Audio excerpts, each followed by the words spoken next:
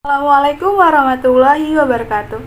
Halo semuanya, kami mahasiswa Universitas Singapura Bangsa Karawang, Fakultas Keguruan dan Ilmu Pendidikan, Program Studi Pendidikan Bahasa dan Sastra Indonesia. Kami dari kelas 3B dan kelompok 4 yang beranggotakan saya sendiri Anissa Mutiara Oktavia, kemudian Amelia Fitri, Juleha, Nida Nurfadila, Rici Tania, dan Sahrul Fauzi Rahman. Pada video kali ini kami akan membahas mengenai metode membaca DRTA. Apa sih DRTA itu? Tanpa berlama-lama lagi, langsung saja ke pembahasannya. Pada buku Farida tahun 2007, halaman 47, menjelaskan strategi DRTA merupakan suatu strategi yang membutuhkan keterlibatan siswa di dalamnya, sehingga dapat memprediksi dan membuktikan prediksinya ketika mereka membaca sebuah teks. Nah, lebih lanjut, Stover juga menjelaskan bahwa guru bisa memotivasi usaha dan konsentrasi siswa dengan melibatkan mereka secara intelektual serta mendorong mereka merumuskan pertanyaan dan juga hipotesis, memproses mereka untuk mengetahui informasi dan juga mengevaluasi solusi sementara. Nah, DRTA itu sendiri merupakan strategi membaca dan berpikir secara langsung, sehingga siswa dapat fokus terhadap teks serta memprediksi isi dari cerita ketika mereka membacanya. Tujuan DRTA. Secara umum, DRTA bertujuan agar siswa memiliki kemampuan membaca yang kritis dan relatif. Secara khusus, DRTA bertujuan untuk mengembangkan kemampuan siswa. Terdiri dari, yang pertama, untuk menjelaskan tujuan membaca, yang kedua, menguntip, memahami, dan mengasimilasikan informasi. Ketiga, membahas bahan bacaan berdasarkan tujuan membaca. Keempat, menggantungkan keputusan. Dan yang kelima, membuat keputusan berdasarkan informasi yang diperoleh dari kegiatan membaca rasional. Menurut Tierney et al. Tahun 1996 mengemukakan bahwa DRTA merupakan suatu kritikan terhadap penggunaan metode DRA. Menurut Stover, metode DRTA bertujuan untuk memfokuskan keterlibatan siswa dengan teks. Metode ini juga diarahkan untuk mencapai tujuan umum. Tahapan metode DRTA. Pada metode DRTA ada beberapa hal yang harus kita ketahui. Di antaranya itu ada 3. Yang pertama tahapan pasca baca, yang kedua itu ada tahapan membaca, dan yang ketiga tahapan pasca baca. Bagi kalian yang belum paham mengenai apa itu prabaca, membaca, dan pasca baca, jadi saya akan membahas sedikit mengenai prabaca, membaca, dan pasca baca. Prabaca merupakan suatu kegiatan pengajaran yang dilakukan sebelum peserta didik untuk melakukan kegiatan membaca. Jadi, dalam kegiatan ini, guru berperan untuk mengarahkan perhatian pada pengaktifan skemata peserta didik yang berhubungan dengan teks bacaan atau bacaan. Teks bacaan ini adalah suatu bahan untuk proses pembelajaran membaca. Lalu, skemata merupakan suatu latar belakang atau pemahaman pengetahuan dan suatu pengalaman yang dimiliki oleh peserta didik mengenai informasi tertentu, serta dapat membangun pengetahuan yang baru. Nah, selanjutnya ada tahapan membaca. Tahapan membaca dilakukan setelah melakukan kegiatan prabaca dan dapat dilaksanakan kegiatan inti dari proses pembelajaran membaca. Jadi, pada tahapan ini adanya kegiatan memahami teks yang dibaca. Nah, selanjutnya ada tahapan pasca baca. Tahapan pasca baca adalah kegiatan yang dilakukan setelah melakukan kegiatan membaca dengan tujuan untuk mengecek atau menguji pemahaman terhadap bacaan yang telah dibaca. Baik, pada tahapan metode DRTA, yang pertama tahapan prabaca. Pertama, guru memberikan teks bacaan dan juga menyampaikan informasi tentang mengenai isi teks bacaan tersebut. Lalu yang kedua itu peserta didik membuat prediksi teks bacaan yang akan dibacanya. Jika peserta didik tidak bisa menguasainya atau tidak mampu untuk memprediksinya, maka guru harus bisa memancing peserta didik tersebut untuk membuat prediksi. Nah, beberapa hal pancingan untuk peserta didik yang hendak membuat prediksi yaitu memberikan argumen tentang apa isi teks bacaan yang berjudul tersebut. 2. Tahapan membaca. Yang pertama, peserta didik diberikan kesempatan untuk membaca di dalam hati dengan tujuan dapat mengecek prediksi yang telah dibuatnya. Nah, peranan guru di sini harus bisa membimbing peserta didik untuk melakukan sebuah kegiatan membaca untuk menemukan sebuah makna bacaan. Jika guru ingin memberikan atau membantu peserta didik, jangan menyebutkan makna kata tersebut, tetapi guru tersebut harus membantu dengan cara memberikan sebuah ilustrasi kata.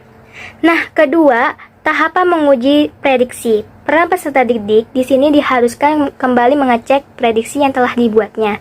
Seandainya peserta didik membuat prediksinya salah, maka peserta didik tersebut harus bisa menunjukkan kesalahannya dan mampu membuat gambaran baru tentang isi teks wacana tersebut yang sebenarnya. Selanjutnya yang ketiga, tahapan pasca baca. Pada tahapan ini, peserta didik melakukan kemampuan dalam berpikir, seperti melakukan menguji kembali cerita, menceritakan kembali, membuat gambar, membuat grafik, dan sebagainya. Tahapan strategi DRTA. Menurut Rahim tahun 2011, halaman 48-51 menjelaskan bahwa langkah-langkah strategi Directed Reading Thinking Activity atau DRTA adalah sebagai berikut.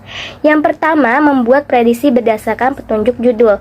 Yang kedua, membuat prediksi berdasarkan petunjuk gambar. Yang ketiga, membaca bahan bacaan. Yang keempat, menilai ketepatan prediksi dan menyesuaikan prediksi. Yang kelima adalah guru mengulang kembali tahapan 1 sampai 4.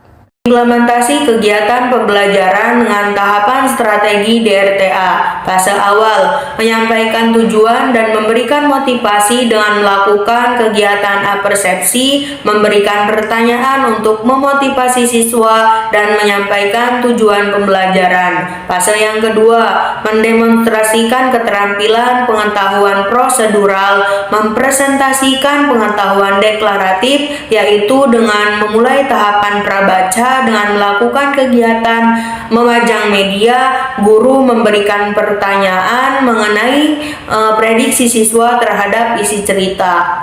Fase yang ketiga, membimbing pelatihan, yaitu mulai memasuki tahap saat baca dengan melakukan kegiatan. Guru memberikan bahan bacaan dari gambar-gambar di seri sebelumnya. Fase yang keempat, mengecek pemahaman dan memberikan umpan balik. Pada fase ini terdapat tahap pasca baca dengan kegiatan menguatkan pemahaman siswa. Fase yang kelima, memberikan kesempatan untuk pelatihan lanjutan dan penerapan, yaitu dengan melakukan kegiatan menyimpulkan isi cerita dari beberapa bacaan yang baru saja mereka pelajari. Kemudian guru menutup pembelajaran dengan pesan moral.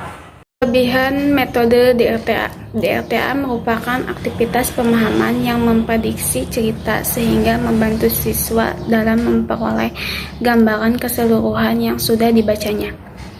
Yang kedua, DRTA dapat menarik minat siswa dalam belajar, terutama membaca cerita.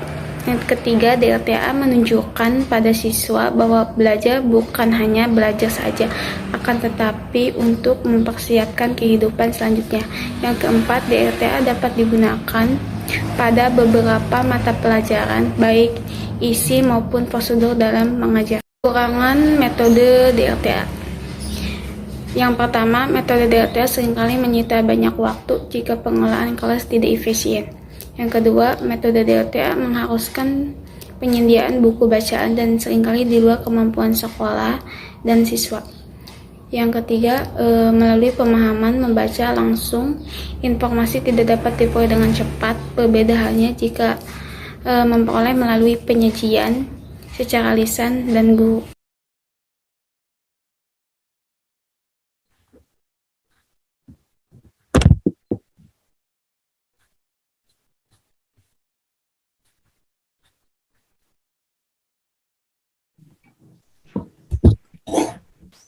Halo semuanya, selamat siang. Apakah suara saya terdengar?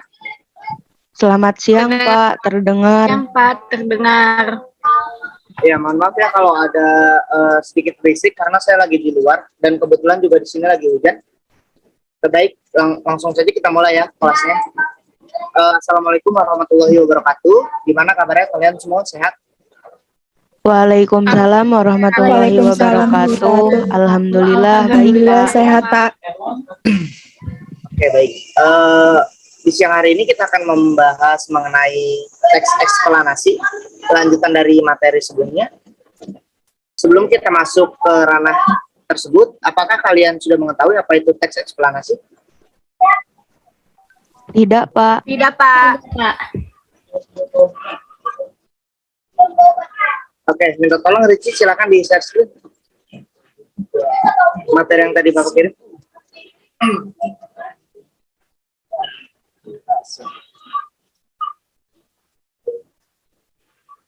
Ya, baik. Terima kasih, Ricci. Coba kalian perhatikan gambar yang paling atas. Itu gambar apa? Gunung berapi, Pak.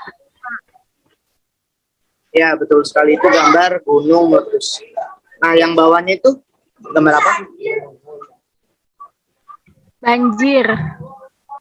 Ya, betul sekali. Itu Banjir, Pak. gambar banjir ya. Oke. Yang itu, yang ketiga, gambar apa itu? Angin puting beliung, Pak. Angin puting beliung, Pak. Ya, betul sekali. Coba bawahnya lagi. Nah, yang ini? Kebakaran hutan, Pak. Kebakaran hutan, Pak. Oke, betul. Nah, dari keempat gambar tersebut, kalian bisa nggak mendeskripsikan apa itu teks eksplanasi? Coba siapa yang bisa? Saya, Pak, bisa. Ya, Alvina ya. Ya, silakan.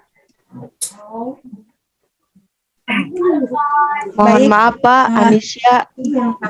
Oh, Anisya ya? Oh iya, Anisya. Ya, silakan Anisya.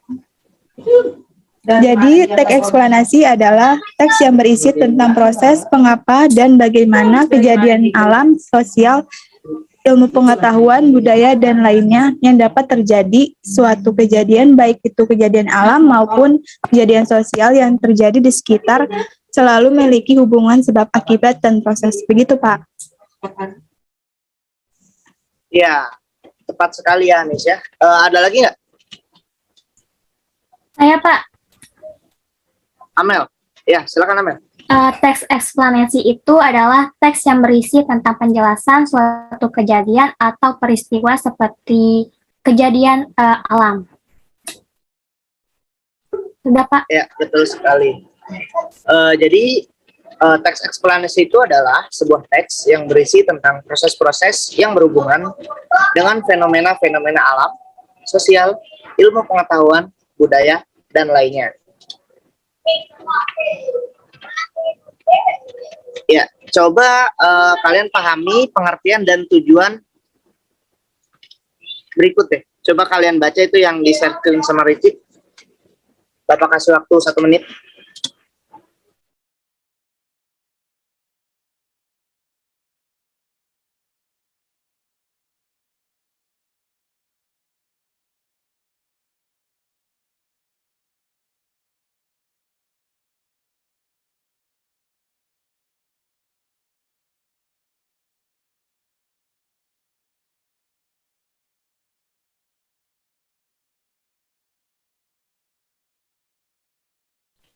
Oke, sudah belum bacanya?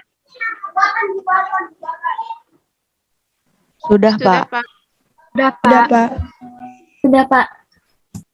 Ya, kalau sudah, sekarang Bapak akan memberikan sebuah contoh teks eksplanasi. Coba kalian baca dan pahami dulu ya.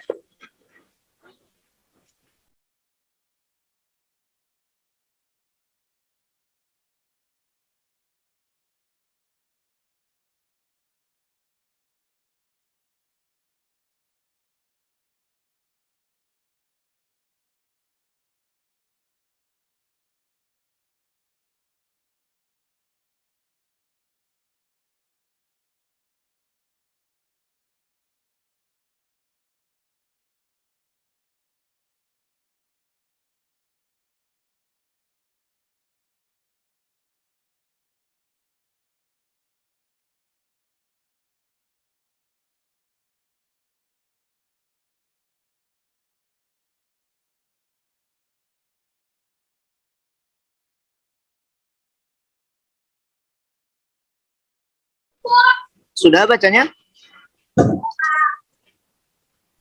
Sudah, Pak.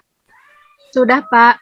Sudah, Oke, Pak. baik. Sudah, Pak. Coba sekarang Bapak minta kalian ngejelasin hasil dari bacaan kalian tadi. Coba silakan.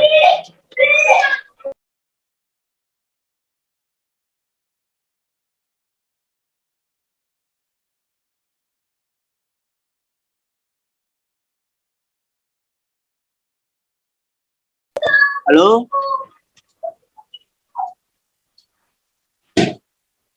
Suara saya kedengaran nggak? Terdengar, Pak. Ya, coba silakan kalian menerangkan hasil dari bacaan yang tadi kalian baca mengenai struktur dari teks eksplanasi tersebut. Silakan. Struktur izin masuk, Pak. Juleha, ya, silakan. Struktur teks eksplanasi ada 3. Yang pertama ada penjelasan umum, merupakan menjelaskan tentang gambaran umum yang akan dibahas. Yang kedua ada isi, merupakan menjelaskan tentang penyebab dan akibat yang ditimbulkan dari peristiwa tersebut. Yang ketiga ada interpretasi, merupakan ulasan atau kesimpulan, dan memberikan tanggapan terkait peristiwa tersebut. Itu saja jawaban dari saya, Pak. Ya, baik. Terima kasih ya, Juleha. Dalam teks yang Bapak berikan tadi, coba kalian tentukan dengan tepat mana yang termaksud struktur. Coba silakan. Dari struktur dulu ya. Izin masuk, Pak. Ya, silakan. Ricci Tania, silakan. Bagian pertama kan dari teks eksplanasi yaitu pernyataan umum. Pada teks di sini yang termasuk pada pernyataan umum pada bagian paragraf awal gempa bumi yaitu muncul suatu guncangan yang biasanya disebabkan oleh suatu pergerakan sampai yang cukup luas di sini sampai situ karena pernyataan umum berisi gagasan yang berupa kalimat-kalimat yang menjelaskan tentang suatu fakta. Nah, paragraf ini menjelaskan suatu fakta-fakta fenomena, makanya disebut dengan bagian teks eksplanasi, bagian pernyataan umum. Itu saja jawaban yang dapat saya sampaikan. Bapak, terima kasih. Ya, terima kasih kembali Ricci Tania. Tadi Ricci Tania telah memaparkan struktur dari teks eksplanasi. Coba dari kalian ada nggak yang mau memaparkan tentang pernyataan umum dan juga interpretasi dari teks eksplanasi tersebut? Silakan bersuara. Izin masuk, Pak. Ya, silakan Nida. Saya akan menyampaikan tentang isi dari teks eksplanasi tersebut. Jadi isinya adalah gempa bumi juga disebabkan oleh munculnya suatu pergerakan atau adanya pergeseran di lapisan dasar bumi yang sangat kuat. Sehingga terjadilah gempa bumi. Gempa bumi yang terjadi sangat cepat, sehingga efeknya sangat terasa dan terlihat di lingkungan sekitar. Bahkan getarannya bisa mencapai ke segala penjuru sehingga membuat suatu bangunan menjadi rata. Tak jarang kejadian itu juga menyebabkan korban jiwa berjatuhan. Penyebab gempa bumi ini dibedakan menjadi 2 jenis, yaitu gempa bumi vulkanik dan gempa tektonik. Gempa vulkanik merupakan jenis gempa yang disebabkan oleh meletusnya gunung berapi dengan skala terbesar. Gempa vulkanik ini terbilang lebih jarang terjadi. Jika dibandingkan dengan peristiwa gempa tektonik adalah lapisan gerak bumi yang sifatnya lunak, yang kemudian menimbulkan pergerakan atau pergeseran. Jika dilihat dari teori tektonik plate, bahwa memang ada beberapa lapisan buatan yang terdapat pada permukaan bumi. Daerah vulkanik yang terdapat lapisan kerak bumi ini akan hanyut atau bahkan mengapung di suatu lapisan tertentu. Seperti bagaimana terjadinya salju, pergerakan tersebut sangat pelan, yang akhirnya menyebabkan lapisan satu dengan lapisan lainnya pecah dan kemudian saling bertabrakan. Hal itulah yang menjadi penyebab dan gempa bumi tersebut terjadi. Mungkin sekian Pak jawaban dari saya. Terima kasih. Ya, terima kasih Nida. Jawabannya sangat tepat dan juga presisi ya. Coba saya mau nunjuk Anisya. Anisya ada nggak? Iya Pak, saya ada.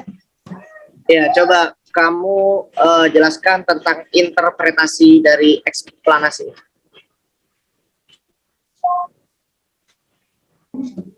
Baik Pak.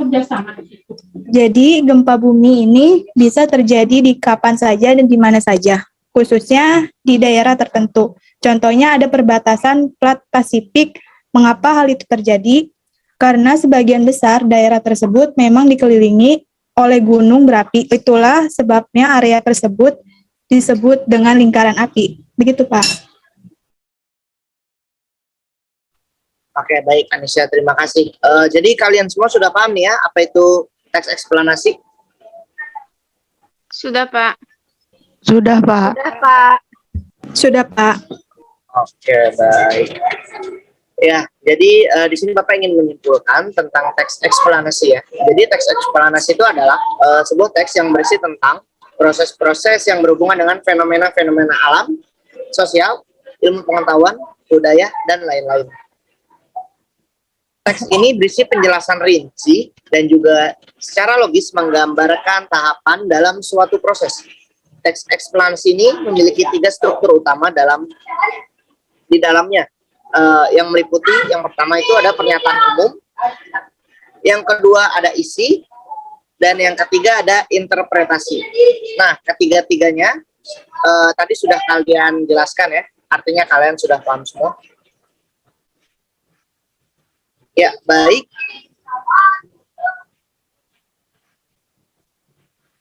Ada yang ingin ditanyakan nggak? Dari saya sih sudah cukup, Pak. Sudah cukup jelas. Oke, baik. Kalau begitu langsung saja Bapak tutup ya kelas pada siang hari ini karena Bapak ada rapat dengan kepala sekolah.